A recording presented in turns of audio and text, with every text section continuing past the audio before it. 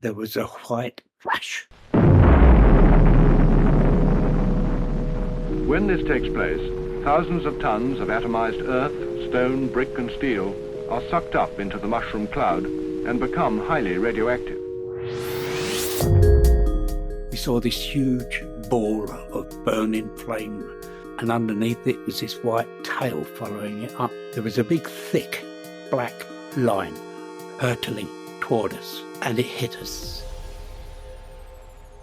I've had 13 doses of radiotherapy. My first daughter she had a double womb, one hidden behind each other. I'd stressed that I was on Christmas Island and these weird coincidences can possibly arise. Life is going on, and that's why we are in the campaign for nuclear disarmament, because we know the devastation it can cause.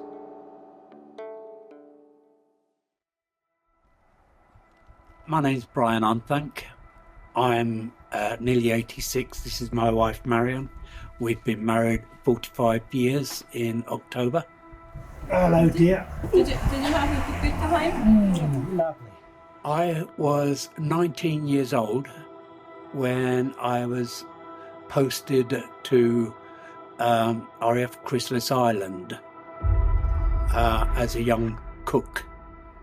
Not a clue of where I was, where it was, how I was going to get there, what I was going to do. It was just a case of you're going to Christmas Island. It turned out to be where the British government tested hydrogen bombs. Totally new to me, not a clue on what they were talking about. Today we live in the shadow of a monstrous writhing cloud of mushroom-like shape. I can remember total 3 bombs.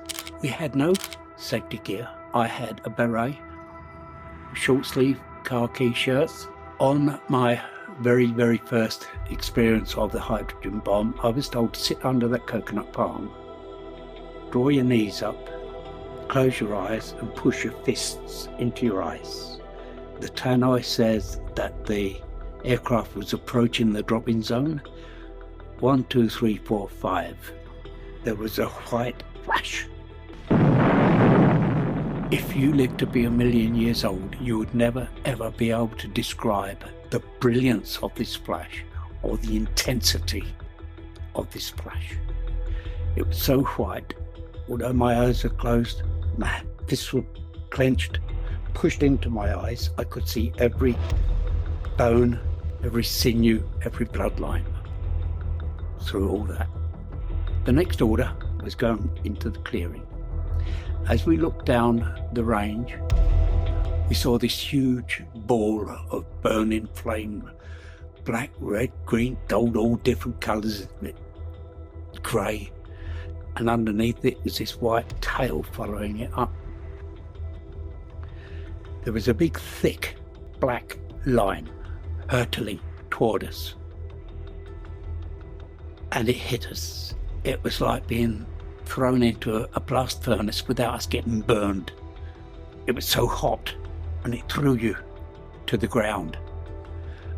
In fear, I don't know how it reacted, but I threw my hands up in the air, and I believe I knocked a 6-foot bloke out with one punch. And that was my first experience. I had no protective clothing. As I said, I had a beret, short sleeve shirt, pair of shorts, socks and shoes. And that was my very, very first hydrogen bomb experience. I then had to go back to work and carry on cooking. I met a young lady and we married. Her name was Sheila. And we got married in 1960. And she had multiple vicious miscarriages. My first daughter was born in Cyprus, and it was found that she had a double womb, one hidden behind each other.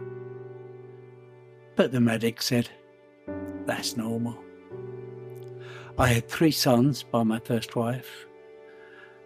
My first son had 3 children himself. Harry was his youngest child. At 14 months old, he had a melanoma, big black melanoma growing on his forehead. My daughter-in-law is a registered nurse midwife. And because I'd stressed vehemently to all of my children, they must tell their doctors that I was on Christmas Island and these weird, strange, whatever words you want to use, medical incidences can possibly arise. And my daughter-in-law demanded a punch biopsy done on it. They kept saying to her, don't be so neurotic, woman, go home. She said, no, my father-in-law told me I must get one done. So eventually they did a punch biopsy and then found out it was a very rare melanoma, and if it wasn't removed very quickly, my grandson would be dead. I myself started getting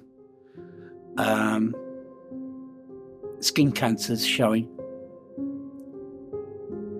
in about 1989 on my cheek. It started out as a little blood spot. And within 10 days, it was the size of the old florin. They called it a rodent ulcer. It was eating away my skin. Since I married Marion 46 years ago. No, I met her 46 years ago, sorry. Our son was born with a disease called Duane syndrome. One eye is facing that way, and the other eye is locked together facing that way.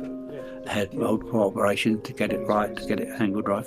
And he started to go blind. He's been in hospital, he's had cataracts done, but they don't think it's that's causing it.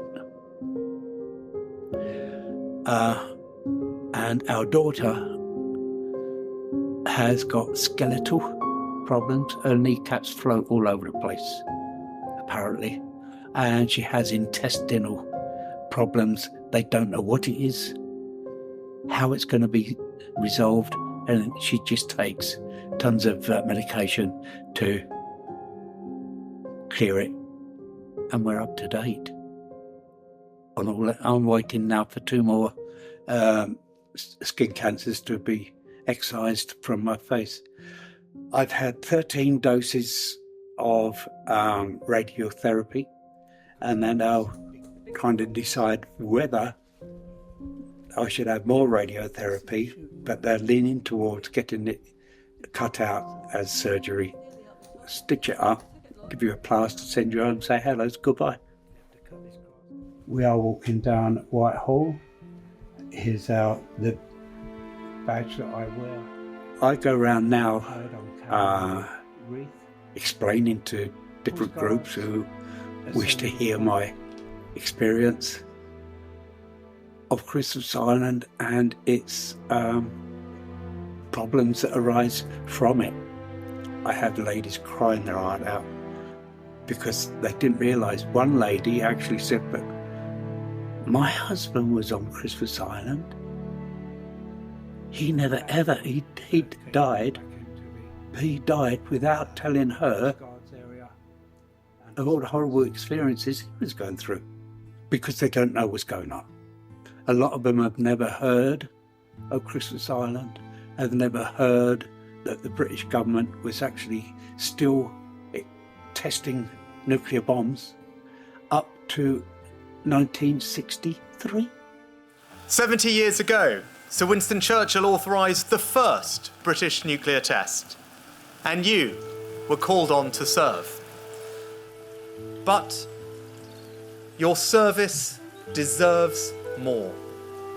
So I am very pleased to announce today that His Majesty the King has decided to recognise that service formally by creating a new medal to honour those who helped develop our independent nuclear deterrent. life is going on, and that's why we are in the campaign for nuclear disarmament, because we know the devastation it can cause.